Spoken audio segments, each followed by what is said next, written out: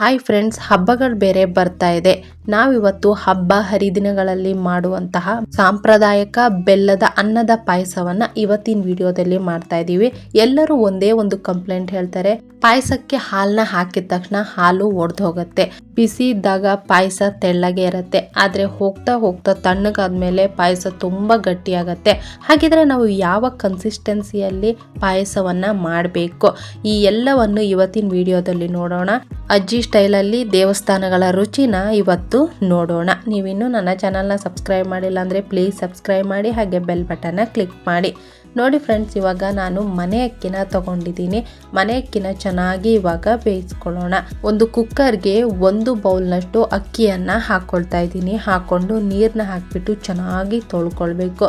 ನೀವು ಯಾವ ಅಕ್ಕಿ ಬೇಕಾದರೂ ತೊಗೊಳ್ಬಹುದು, ರೇಷನ್ ಅಕ್ಕಿ ಯಾವ ಅಕ್ಕಿ ಬೇಕಾದ್ರೂ ತೊಗೊಳ್ಬಹುದು. ಇದಕ್ಕೆ ಇವಾಗ ನಾನು 4 ಬೌಲ್ನಷ್ಟು ನೀರನ್ನ ಹಾಕ್ಕೊಳ್ತಾ ಇದ್ದೀನಿ. ಪಾಯಸಕ್ಕೆ ನಮಗೆ ಅಕ್ಕಿ ಮೆತ್ತಗೆ ಬೆಂದಿರಬೇಕು. ನಾವು ಬೆಲ್ಲ ಹಾಕಿದ ಮೇಲೆ ಅಕ್ಕಿಯನ್ನು ಬೇಯಿಸೋಕ್ಕಾಗಲ್ಲ, ಅವಾಗ ಬೇಯೋದು ಇಲ್ಲ. ಅದಕ್ಕೋಸ್ಕರ ನಾವಿವಾಗ 3ರಿಂದ 4 ವಿಷಲ್ ಹೊಡ್ಸ್ಕೊಂಡ್ವಿ ಅಂದ್ರೆ ಕುಕ್ಕರ್ನಲ್ಲಿ ಪರ್ಫೆಕ್ಟ್ ಆಗಿ ಬೆಂದಿರತ್ತೆ. ಅಷ್ಟರೊಳಗೆ ನಾವು ಕಾಯಿ ಹಾಲನ್ನ ಮಾಡ್ಕೊಳ್ಳೋಣ. ನಾನೊಂದು ಮಿಕ್ಸಿ ಜಾರ್ನ ತಗೊಳ್ತಾ ಇದ್ದೀನಿ. ಅದಕ್ಕೆ ಕಾಯಿನ ಹಾಕೊಂಡ್ಬಿಟ್ಟು ಅದಕ್ಕೆ 2 ಬೌಲ್ನಷ್ಟು ನೀರನ್ನ ಹಾಕ್ಕೊಂಡು ನುಣ್ಣಗೆ ಗ್ರೈಂಡ್ ಮಾಡಿಕೊಂಡು ಕಾಯಿ ಹಾಲನ್ನ ರೆಡಿ ಮಾಡ್ಕೊಳ್ತಾ ಇದ್ದೀವಿ. ನಾವಿಲ್ಲಿ ಸೋಸ್ಕೊಳ್ಳೋ ಅವಶ್ಯಕತೆ ಇಲ್ಲ, ಸೋಸ್ಕೊಳ್ದೇನೋ ಹಾಗೇನೆ ಕಾಯಿ ಹಾಲು ಮಾಡಿಕೊಂಡು ಹಾಕೊಳ್ಳೋಣ. ತುಂಬ ರುಚಿ ಕೊಡುತ್ತೆ. ಸೋಸ್ಕೊಂಡ್ರೆ ರುಚಿ ಸ್ವಲ್ಪ ಕಡಿಮೆ ಆಗುತ್ತೆ ಅಂತಲೇ ಹೇಳಬಹುದು. ನೋಡಿ, ಇವಾಗ ಪರ್ಫೆಕ್ಟಾಗಿ ಅನ್ನ ಬೆಂದಿದೆ, ತುಂಬ ಮೆತ್ತಗೆ ಚೆನ್ನಾಗಿ ಬೆಂದಿದೆ. ನಾವಿವಾಗ ಇದಕ್ಕೆ ನೀರನ್ನ ಹಾಕಿಬಿಟ್ಟು ಕನ್ಸಿಸ್ಟೆನ್ಸಿ ಪರ್ಫೆಕ್ಟಾಗಿ ಮಾಡ್ಕೊಳ್ಳೋಣ. ನೋಡಿ, ಇವಾಗ ನೀರನ್ನ ನಿಧಾನಕ್ಕೆ ಹಾಕ್ಕೊಳ್ತಾ ಚೆನ್ನಾಗಿ ಎಷ್ಟು ಬೇಕೋ ಅಷ್ಟು ನೋಡಿಕೊಂಡು ಕನ್ಸಿಸ್ಟೆನ್ಸಿ ಮಾಡ್ಕೊಂಡ್ಬಿಟ್ಟು ನಾವಿವಾಗ ಪಾಯಸವನ್ನು ರೆಡಿ ಮಾಡ್ಕೊಳ್ಳೋಣ. ನೋಡಿ ಫ್ರೆಂಡ್ಸ್, ಇವಾಗ ನಾನೊಂದು ಬಾಂಡಿನ ಇಟ್ಕೊಳ್ತಾ ಇದ್ದೀನಿ. ಇದಕ್ಕೆ ನಾವು ಯಾವಾಗಲೂ ಜಿ ಸ್ಟೈಲಲ್ಲಿ ಮತ್ತೇನೆ ದೇವಸ್ಥಾನಗಳಲ್ಲಿ ಯಾವಾಗಲೂ 1 ಬೌಲ್ ಅಕ್ಕಿಗೆ 2 ಬೌಲ್ ಬೆಲ್ಲವನ್ನು ಹಾಕ್ಕೊಳ್ತಾರೆ. ಹಾಕ್ಕೊಂಡು ಇವಾಗ ನೀರನ್ನ ಹಾಕ್ಕೊಳ್ಳೋಣ. ಇಲ್ಲಿ 2 ಬೌಲ್ ನೀರನ್ನ ಹಾಕ್ಕೊಂಡ್ರೆ ಪರ್ಫೆಕ್ಟ್ ಆಗಿರುತ್ತೆ. ನಾವು ಆಮೇಲೆ ಕನ್ಸಿಸ್ಟೆನ್ಸಿ ನೋಡಿಕೊಂಡು ನೀರನ್ನ ಹಾಕ್ಕೊಳ್ಳೋಕ್ಕೆ ಬರುತ್ತೆ.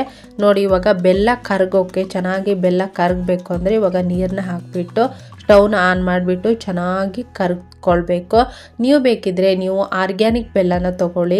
ಆರ್ಗ್ಯಾನಿಕ್ ಬೆಲ್ಲ ತಗೊಂಡ್ರೆ ಅದರಲ್ಲಿ ಯಾವುದೇ ರಾಸಾಯನಿಕಗಳಿರಲ್ಲ, ಆವಾಗ ಹಾಲು ಕೂಡ ಒಡೆದು ಹೋಗಲ್ಲ, ತುಂಬ ಚೆನ್ನಾಗಿ ಬರುತ್ತೆ ಅಂತಲೇ ಹೇಳ್ಬಹುದು. ನೋಡಿ, ಇವಾಗ ಚೆನ್ನಾಗಿ ಕುದ್ದಿದೆ. ಇವಾಗ ನಾವು ಬೇಯಿಸ್ಕೊಂಡಂತಹ ಅನ್ನವನ್ನು ಅದಕ್ಕೆ ಹಾಕ್ಕೊಳ್ತಾ ಇದ್ದೀನಿ. ಕೊನೆಯ ಹಂತದಲ್ಲಿ ನಾವು ಕಾಯಿ ಹಾಲು ಮತ್ತು ಹಾಲನ್ನ ಸೇರಿಸ್ಕೊಂಡ್ರೆ ಸಾಕಾಗತ್ತೆ. ಇವಾಗ ಬೆಲ್ಲದಲ್ಲಿ 1 ಕುದುವು ಕುದಿಸ್ಕೊಳ್ಳೋಣ. ನೋಡಿ ಫ್ರೆಂಡ್ಸ್, ನೀವು ಅನ್ನನ ಚೆನ್ನಾಗಿ ಬೇಯಿಸದೆ ನೀವು ಬೆಲ್ಲದಲ್ಲೇ ಬೇಯಿಸ್ಕೊಳ್ತೀರಾ ಅಂದರೆ ಬೆಲ್ಲ ಹಾಕಿದ ಮೇಲೆ ಅನ್ನ ಸ್ವಲ್ಪನೂ ಬೇಯೋದಿಲ್ಲ. ಮೇನ್ ಮಿಸ್ಟೇಕ್ ಏನು ಮಾಡ್ತಾರೆ ಅಂದರೆ ಉಪ್ಪನ್ನ ಹಾಕಲ್ಲ. ನಾವು ಯಾವಾಗೂ ಸ್ವೀಟಿಗೆ ಉಪ್ಪನ್ನ ಹಾಕಬೇಕು, ಆವಾಗಲೇ ರುಚಿ ದುಪ್ಪಟ್ಟಾಗೋದು ಅಂತಲೇ ಹೇಳಬಹುದು. ಇವಾಗ ಕುದುವು ಹತ್ತಿದೆ. ಇವಾಗ ನಾವು ಇದಕ್ಕೆ ಕಾಯಿ ಹಾಲು ಮತ್ತು 1 ಬೌಲ್ ಎಮ್ಮೆಯ ಹಾಲನ್ನು ಹಾಕ್ಕೊಳ್ತಾ ಇದ್ದೀನಿ. ಹಾಕ್ಕೊಂಡು ಒಂದ್ಸಲ ಚೆನ್ನಾಗಿ ಕುದಿಸ್ಕೊಳ್ಳಿ. ನೋಡಿ, ಇವಾಗ ಕುದಿ ಆಲ್ರೆಡಿ ಬಂದಿದೆ. ನೋಡಿ, ಇವಾಗ ಚೆನ್ನಾಗಿ ಕುದಿಸ್ಕೊಳ್ಬೇಕು. ನಾವು ಯಾವುದೇ ಪಾಯಸ ಮಾಡಿದ್ರು ಅದಕ್ಕೆ ಒಂದು ಸೀಕ್ರೆಟ್ ಒಗ್ಗರಣೆ ಅಂತ ಇರುತ್ತೆ. ಆ ಒಗ್ಗರಣೆ ಹಾಕಿದಾಗ ಮಾತ್ರ, ತುಪ್ಪದಲ್ಲಿ ಒಗ್ಗರಣೆ ಮಾಡಿ ಹಾಕಿದಾಗ ಮಾತ್ರ ಅದರ ರುಚಿ ದುಪ್ಪಟ್ಟಾಗೋದು ಅಂತಲೇ ಹೇಳಬಹುದು. ನೋಡಿ ಫ್ರೆಂಡ್ಸ್, ಕಾಯಿ ಹಾಲು ಹಾಗೇನೆ ಹಾಲು ಹಾಕಿದ್ದೀನಿ. ನೋಡಿ ಎಷ್ಟು ಚೆನ್ನಾಗಿ ಕುದೀತಾ ಇದೆ. ಇವಾಗ ಒಂದು ಸೂಪರ್ ಒಗ್ಗರಣೆಯನ್ನು ಹಾಕ್ಕೊಳ್ಳೋಣ. ಒಂದು ಬೌಲ್ನಲ್ಲಿ 2 ಚಮಚ ತುಪ್ಪವನ್ನು ಹಾಕ್ಕೊಳ್ತಾ ಇದ್ದೀನಿ. ಇದು ಹಾಕಿದ ಮೇಲೆ ನಿಮಗೆ ನಿಜವಾದ ಪಾಯಸದ ರುಚಿ ಗೊತ್ತಾಗೋದು ದೇವಸ್ಥಾನದ ಶೈಲಿಯಲ್ಲಿ. ನೋಡಿ, ಸಣ್ಣದಾಗಿ ಹೆಚ್ಚಿಟ್ಕೊಂಡಂತಹ ಗೋಡಂಬಿನ ಹಾಕ್ಕೊಂಡಿದ್ದೀನಿ.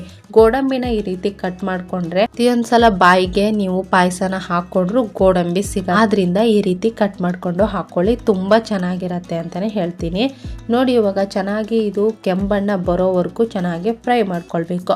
ಆಮೇಲೆ ನೀವು ದ್ರಾಕ್ಷಿಯನ್ನು ಹಾಕಬೇಕು. ಮೊದಲನೇ ದ್ರಾಕ್ಷಿ ಹಾಕ್ಕೊಂಡ್ರಿ ಅಂದರೆ ದ್ರಾಕ್ಷಿ ಎಲ್ಲ ಹತ್ತೋಗ್ಬಿಡತ್ತೆ. ಅದಕ್ಕೋಸ್ಕರ ನೀವು ಗೋಡಂಬಿನ ಚೆನ್ನಾಗಿ ಫ್ರೈ ಮಾಡಿಕೊಂಡು ಆಮೇಲೆ ದ್ರಾಕ್ಷಿನ ಹಾಕ್ಕೊಳ್ಳಿ. ನೋಡಿ, ಇವಾಗ ದ್ರಾಕ್ಷಿ ಕೂಡ ಬೆಂದಿದೆ. ಇವಾಗ ನಾವು 2 ಏಲಕ್ಕಿ 3 ಲವಂಗನ ಹಾಕ್ಕೊಳ್ತಾ ಇದ್ದೀನಿ. ಈ ತುಪ್ಪಕ್ಕೆ ನೀವು ಏಲಕ್ಕಿ ಲವಂಗನ ಹಾಕ್ಕೊಂಡ್ರಿ ಅಂದರೆ ತುಂಬ ರುಚಿನ ಕೊಡುತ್ತೆ, ಘಮ ಘಮ ಅಂತ ಇರುತ್ತೆ. ನೋಡಿ, ಇವಾಗ ಇದೆಲ್ಲ ಪರ್ಫೆಕ್ಟಾಗಿ ಇವಾಗ ರೆಡಿಯಾಗಿದೆ. ನಾವಿವಾಗ ಪಾಯಸಕ್ಕೆ ಹಾಕ್ಕೊಳ್ಳೋದೊಂದೇ ಬಾಕಿ ಅಂತಲೇ ಹೇಳಬಹುದು. ನೋಡಿ, ಇವಾಗ ಪಾಯಸ ಚೆನ್ನಾಗಿ ಕುದೀತಾ ಇದೆ. ನೀವು ಇವಾಗ ಒಗ್ಗರಣೆ ರೂಪದಲ್ಲಿ ಹಾಕೊಂಡ್ರೆ ಸೂಪರ್ ಟೇಸ್ಟ್ ನ ಕೊಡುತ್ತೆ. ಟೇಸ್ಟ್ ಮಾತ್ರ ಸೇಮ್ ದೇವಸ್ಥಾನಗಳಲ್ಲಿ ಹೇಗಿರುತ್ತೋ ಅದೇ ರೀತಿ ಇರುತ್ತೆ. ನಮ್ಮ ಅಜ್ಜಿ ಸ್ಟೈಲ್ನಲ್ಲಿ ಪರ್ಫೆಕ್ಟ್ ಆದಂತಹ ಪಾಯಸ ಅಂತಾನೆ ಹೇಳ್ಬಹುದು. ಅನ್ನ ಮತ್ತೆ ಬೆಲ್ಲದ ಪಾಯಸ ಇದು ವರಮಹಾಲಕ್ಷ್ಮಿ ಹಾಗೇನೆ ಪಂಚಮಿ ಹಬ್ಬ, ಗೌರಿ ಗಣೇಶ ಹಬ್ಬಕ್ಕೆ ತುಂಬಾ ಶ್ರೇಷ್ಠವಾದ ಪಾಯಸ ಅಂತಾನೆ ಹೇಳಬಹುದು. ಬೆಲ್ಲದ ಪಾಯಸ ನೋಡಿದ್ರಲ್ಲ ಫ್ರೆಂಡ್ಸ್, ಎಷ್ಟು ಸೂಪರ್ ಆಗಿ ಪಾಯಸ ಬಂದಿದೆ.